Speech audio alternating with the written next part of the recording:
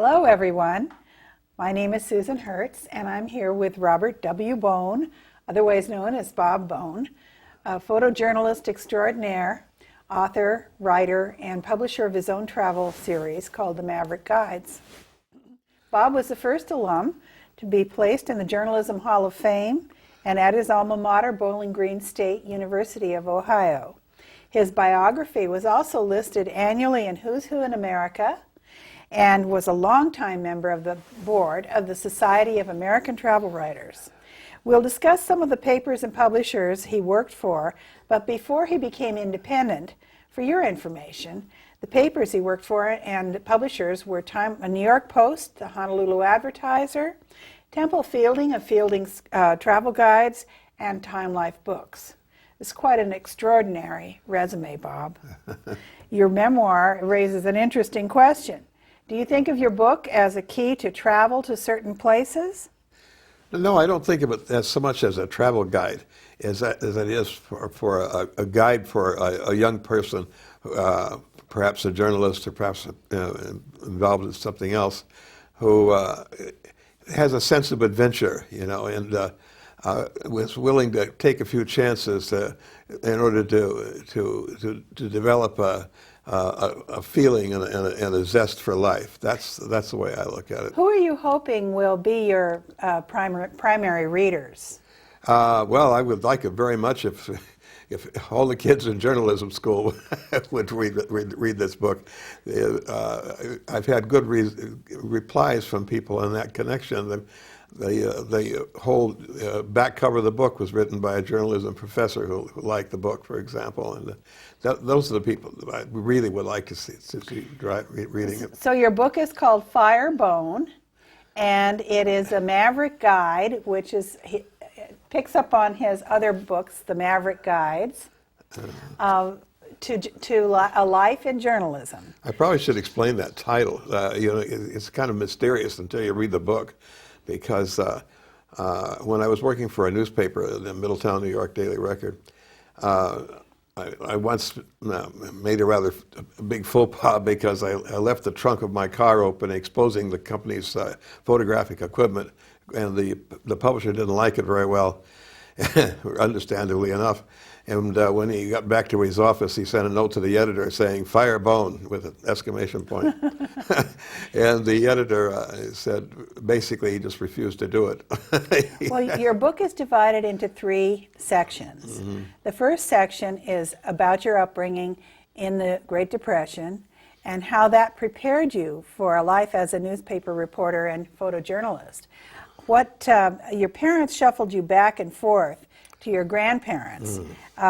What was the strategy of moving you back and forth to Gary, Indiana, and later to Bowling Green, which later became Bowling Green, Ohio? It's a little hard to explain in a few words, but in order to fight the effects of the Depression, my father, who was a high school art teacher at that time, the school year was only 9 months long, so he just rented a apartment or a house for 9 months, and then on the other 3 months we went back to Gary, Indiana, where his parents lived, my grandparents. So I was constantly being shuffled back and forth between Gary, Indiana, and Pekin, Illinois. So I really had 2 hometowns there, and then later on it turned out to be even a 3rd hometown because we had to live in Ohio toward the end of that.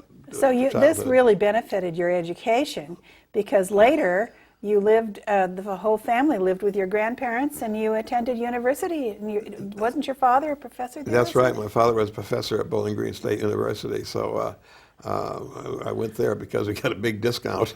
Well, that's wonderful. So that was professor's son. The Depression, in some ways, really trained you for this life. That's right.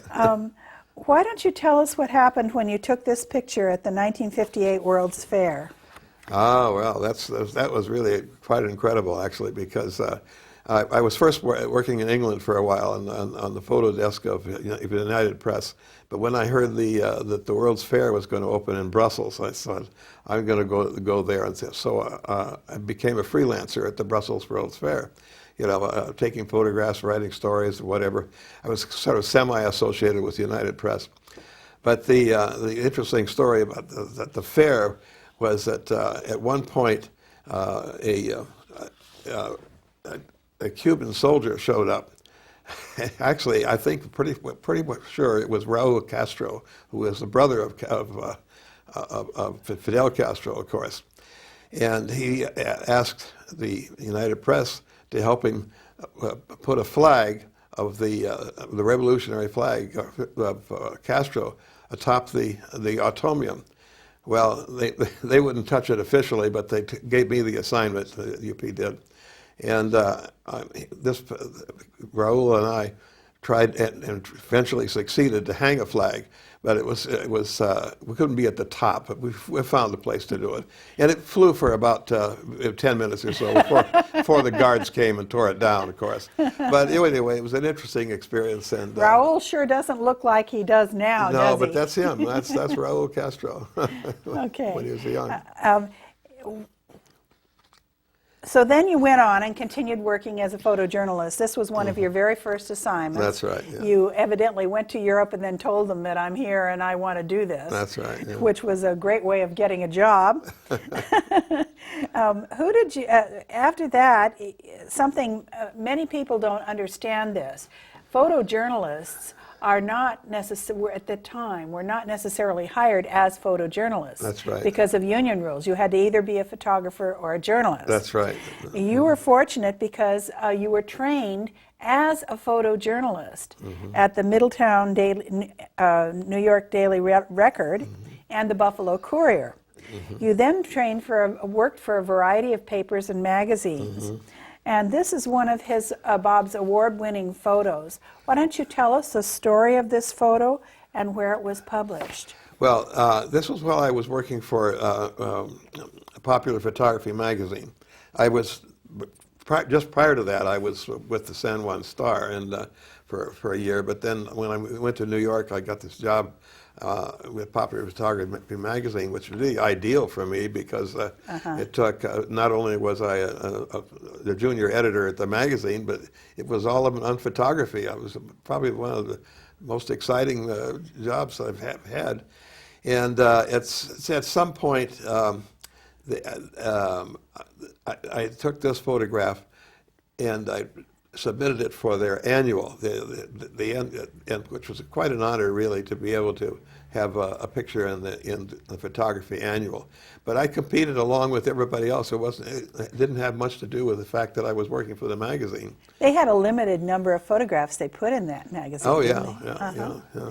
So you were very fortunate to start getting these awards. Yeah. And what happened later, as you went along, you met some very interesting people, and you had quite an opportunity.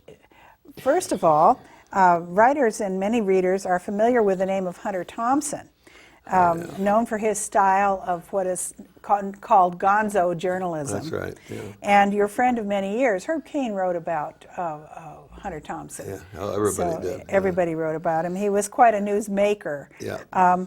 The two of you had a few adventures overseas where you worked in Puerto Rico and Brazil. That's right. This is Hunter as a very young man. People will not necessarily associate him with this photograph. People who knew Hunter later in life would hardly believe that photograph. And this is Hunter when you saw him in Hawaii just before you retired. That's right. Yeah. He went to a marathon with Sean Penn. Yeah, I went to the Honolulu Marathon. You got to meet Sean Penn. Yeah. Well, see, Sean Penn and Hunter were working on a movie together. It never actually came to pass, but that was the reason there. So, although I was in communication with him for many years, I hadn't seen him in quite a while, So we finally got together when he came to Honolulu. So. Well, you also knew Malcolm Brown, someone I'm more familiar with, a Pulitzer Prize-winning Vietnam War correspondent. All right, yeah. And you were associated with both of these men for a number of years. That's right. Both of them were a major part of your early life, and this book is dedicated to them, and I gather that Hunter kind of nagged you to write this book. Actually, that's right. Hunter gave me the idea to write this book, but that was back in 1968, but it didn't happen until much later. So then you met Mal. How did you meet Mal? Well, he and I were both at the Middletown Record. Oh, he was at the paper with yeah, you. he was at the paper At also. one of your very first jobs. That's right. Yeah. So then you knew him for what? How long? Oh, for the rest of his life, actually. But Really? in greater or lesser degrees. But we had several adventures together. Well, also later on when we did our world tour, we went to visit Mel in Saigon when he was covering What the was Vietnam your War. most memorable? What do you remember the most about him? About Mal? Oh, Yes. well, Mal just loved war. He loved to be a war correspondent, somehow or other. But and also he was he never took the official word on anything. He always was behind the scenes, getting stuff that nobody else had. He would get more information. Exactly right, and more accurate information, even more important. So the details were his meat and potatoes. Yeah, that's right. And most people may not know the name Malcolm Brown. What was his biggest claim to fame? How did he become so well known? Well, everybody will know a famous photograph he took. He took the photograph of the burning monk on the streets of Saigon. It was terribly shocking to the people in this Yeah, country. absolutely. It's a shame that he was known more for that, but than for his writing. Everybody professionally in the profession knew about his writing, of course, and that's why he ended up in the New York Times, because he got the Pulitzer Prize. But that wasn't for that photograph. What did he get the Pulitzer Prize for? Just for his continued reporting in the Vietnam War. He actually shared the prize with David Halberstam that year. Oh, he did? Yeah. Oh, my. He split it between two people. Well, I understand he also was a crime reporter. Yeah, I'm not sure. That was while I wasn't with him, and I think in Baltimore he did quite a lot of crime reporting as well. So you met at that, not too long along the way, you met Sarah. Oh, yeah. Actually. And I guess you had quite a wild love affair, and then you went off and worked for a couple of years. Was it in Europe or Brazil or somewhere? Yeah. Well, we had a kind of a wild affair while I was working at a popular photography magazine. Oh. And it didn't end up in anything there. And then she went off to England, and I proposed to her by cable, and she turned me down. And then I went to Brazil for a year and working there. You went to Brazil, and that was where you and Hunter had some high old times. Yeah, right. Well, I was actually running a little magazine there called the American Brazilian Business for the American Chamber of Commerce for Brazil. But Hunter was down there doing his South America stuff too, and a lot of people know about that. But then after that 1 year, I came back to New York again, and that's when I went to work for the New York Post briefly. And eventually, Sarah came back from England and New Zealand, and after a certain length of time, we finally did get married. Well, before we go into that, something occurs to me. Did you have any particularly mad adventures with Hunter in Brazil? Well, I don't know. Really, we had sort of separate adventures there, I think. Hunter was quite famous for getting into trouble. He and another guy, it wasn't me, went off shooting rats in the dump one day or something like that. And he came, the cops came and they arrested him, and he had a way of making friends easily with authorities, so he made good friends with the cop, and they were just about to let him go when he put his feet up on the desk, and the bullets rolled out of his pockets, so he could no longer deny that that he was shooting rats in the dump. So they put him back in jail, and they called the American consul, but I don't know, they got him off all right. He was famous for shooting his gun off. Oh yeah, right. That's right. It's in later years, particularly. Yeah. He lived in that mountaintop in Idaho or somewhere. Yeah, in Colorado. Yeah. Yeah. Did you go and visit him there? No, I never visited him there. No. by that time, our adventures were more or less over. So that's when we kind of separated. But we never really lost contact with one another. So Sarah kind of settled you down. Yeah, she did. That's true. Yeah. Well, what was with her, once we made that big round the world trip, where I went to Vietnam and Russia and Germany and a lot of other places. That's when I was working for Time Life Books. This is a photograph of you and Sarah with some of the war paraphernalia that you picked up. Yeah, that's in Mal's house, Malcolm Brown's house in Vietnam. Yeah. What was the risky thing that happened on that journey? When you were in Saigon? We had a lot of risky things happen on that trip. We did. Sarah and I did total around the world trip. But Mal at one point decided he was going to take us down to lunch down on the Mekong River on the Delta. And he said, "Don't worry, because the road that we're going down there, it's kind of tacitly understood that it belongs to the government during the day and to the Viet Cong at night." I remember hearing about that. Yeah, there was yeah. So we went down this restaurant right along the river. It was a nice place. And then on the drive on the way back to Vietnam, to Saigon, I suddenly heard this strange noise, went across our windshield. And I said, "What the heck was that?" And Mal says, "You've just been sniped at." He said, "Open the glove compartment." And the glove compartment was a .45, so I took the .45, and so I literally rode shotgun the rest of the trip. But it was just that one shot, that's all. That's all. Yeah, I think Churchill said there's nothing more exhilarating than being shot at and being missed. Yeah, we had a lot of adventures on that Where trip. else did you go? I understand Sarah is originally from New Zealand. Yeah, right. Well, of course, the original purpose of the trip was to visit her family in New Zealand because had never seen them, and we knew we wanted to have children later, so we thought we'd get this big trip right out of our way immediately. And so we spent quite a bit of time in New Zealand meeting her family, and then that's when we went on after that to do the rest of the round the world trip. Where did you stop besides Saigon? We stopped we were in Delhi in India for a couple of days, and then we went on to Moscow, and Moscow was pretty interesting too because we hadn't had the proper accreditation there, and it took some doing to get us out of the city. We visited a friend of mine there who was a correspondent, another good friend. And after a week, and then it was time to leave, and the police wouldn't let us leave because we hadn't filled out the right document or something. Oh my gosh!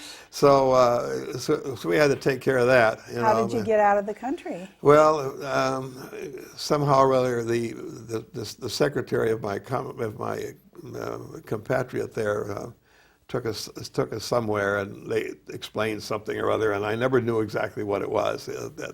That they eventually gave us a permit so we could. So eventually you got back. That's right. And then where did you go to? Where did you settle? Well, that was during the New York period, and I worked for 5 years for Time Life Books in New York, and we had one child, and this was in 1968 when things began to look rather bad for the country, and we felt kind of depressed. Martin Luther King died, and Bobby Kennedy and so forth, and I said, "Well, let's get out of the country, to go somewhere else to live." And at the same time, I got an offer from Temple Fielding, who did the Fielding's travel guides, and he liked to live in Mallorca, and his staff lived in Mallorca too. So I took quite a salary cut so that we could move to Mallorca, and I could work for him. And I worked for Temple for 2 years, turning out travel guides as a kind of a ghostwriter. I mean, I was credited in the book, but they were all the Fielding guides.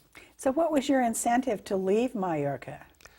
Well, Sarah and our son, who was born there, they had some medical problems, and we had to live in a small village, and we just didn't feel we were getting proper treatment for the two of them.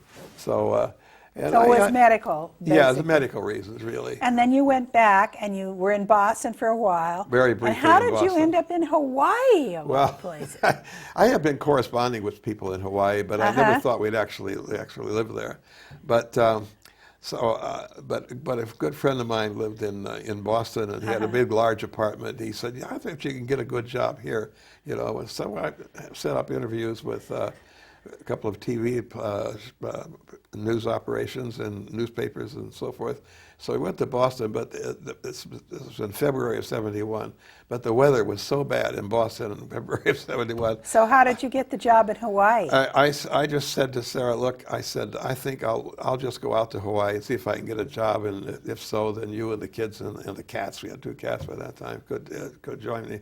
And she said, nothing doing. If you're going to go to Hawaii, we're all going together at once. So we went out to Good for her. went out to Honolulu without any idea, but I just walked in. She was working too, right? Not yet, no, not yet. Okay. But I just walked into the newspaper office and they hired me. Which newspaper was That this? was that was the Honolulu Advertiser, which was a morning paper at that time. It was a pretty well-known paper. Yeah, there were 2 papers there, the morning and the afternoon paper. Now they've merged. It's all different now. But I ended up working for the Honolulu Advertiser for 13 years, actually. Wow. But at the same time, of course, I got interested in doing guidebook stuff too. Well, so you didn't hang up your traveling shoes. Oh no. I always sort of thought that I would write guidebooks when I got to Hawaii, but Temple Fielding wouldn't have anything to do with that. His whole thing was Europe, so on. But I'd learned a lot of stuff about. So that kind of cleared the way for you, though. That's right. To do your own business. Yeah, I learned a lot in about the travel Pacific. writing. So I started doing that actually while I was still employed at the paper. Oh, really? And when that first book came out, I was still an employee. Was this the first book? Yeah. That's the last edition of it. But the Maverick Guide to Hawaii was my main product for a long time, and then of course I did other books as well. So you got to go to work in luau shirts and, and hang out with the brothers. Yeah, right.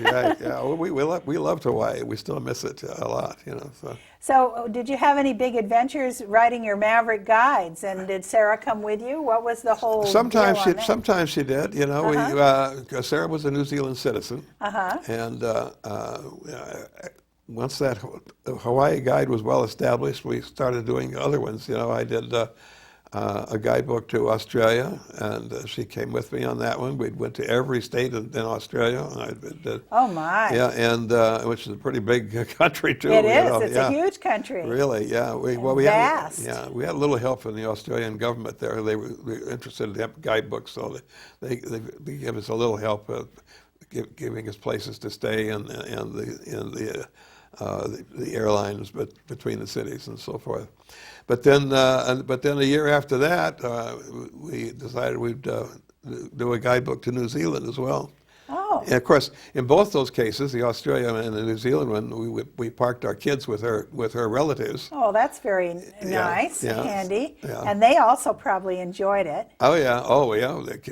My children learned to play rugby and soccer and things like that. And then you finished up with, you had the Maverick Guide to Hawaii, Maverick Guide to Australia, Yeah. Maverick Guide to New Zealand, Yeah. and what was the last one you worked on? Well, for a different publisher, I did a guidebook to Alaska and the Yukon. Oh my! Actually, that was the same organization as the Fielding organization. Really, it was the Fielding Guides, but at that time, Fielding was no longer involved in other books of that title. So I just dealt directly with the publisher there, and they wanted a guidebook to Alaska, and as it turned out to be Alaska and the Yukon together, because it's a single culture between the people of Alaska and the Yukon territory. Was this in the 90s that you wrote this? Late 80s, I think. Yeah. So travel in Alaska in those days was a little different from traveling in Alaska now. Yeah, a little bit, yeah. But still, you could get around, and Sarah loves to drive, and so we drove just about every single main road you could do in Alaska. Oh, wow. And we did a lot of flying as well, because a lot of places you can only get to by by plane in Alaska, you know. So. But you could only travel part of the year. Yeah, well, that's right. Well, not really. I went up in the winter also. I went skiing in Alaska. Yeah, but June, July, and August were the best months in Alaska, and we researched those. Did you do anything else in the South Pacific besides? Oh well, yeah, all over the South Pacific. I wrote a lot of articles. I wrote travel articles, not only from Hawaii but from several places in the Pacific and so forth. As you can tell, there's more to Bob and more to his photography than we can possibly cover here. Yeah. I understand that you were a groundbreaker in early digital publishing, which brings us to our last photograph. Yeah. And here's Bob using a satellite phone. You were the first reporter to use the internet. Yeah. And how did that come about? Well, you know, I don't really know. Things move so fast at that time. I discovered at some point while working at the Honolulu Advertiser that using a computer was so much easier, and it was really made writing much more interesting, more interesting and so forth. Yeah, and I was the first reporter on the Honolulu Advertiser to get his own home computer. As a matter of fact. Oh, you were? Yeah. Wow. So I had to coach everybody else through. And tell us the story of how you filed your first story online. I thought that was amazing. Oh, not the first story, but just almost the first story. We had a major hurricane in Hawaii, and Hurricane Eva, and it had a lot of damage to the island of Kauai, not so much where we were living on Oahu. But still, you know, I covered it, and the travel editor of the San Jose paper called me up and said, I wonder if you could get a story and send it out by cable. And I said, no, I can do it by modem. And he said he had no idea what I was talking about. But I said, well, the story will go directly into your computer. And he said, oh, I don't think we can do that. And I said, well, just let me talk to your computer guy. And so he did. And where was the computer modem ultimately? Well, it was it was my modem, and it transmitted over the telephone lines. You know, this was long before the internet. But where was the modem for the paper? Oh, well, it was there, and the paper, the sports department was using one, something like that. You know, but the travel editor didn't know anything about it. You know, so anyway, he had the story in 10 minutes, and he was absolutely flabbergasted. You know. But it was much longer later, a couple of years later, before I was able to do it with photos, of course. But with the so now you've got a lot of your photographs are digital. Yeah, I've digitized my photos before many other people were doing it. Before digital cameras even, I would digitize my slides, you know, so that they could be sent out to newspapers over the phone wire. So how did you get asked to use a satellite phone? Well, I asked them actually, the people that were running the satellite phone company. I said I'd like to try this thing out in Antarctica, and so they just lent me one, you know. So you see there are a bunch of penguins in the background. Yes, there. I can see that. I wanted the penguins to be closer, but somehow or other it didn't work out. But it worked. I did the satellite phone just fine, and how did you get to Antarctica?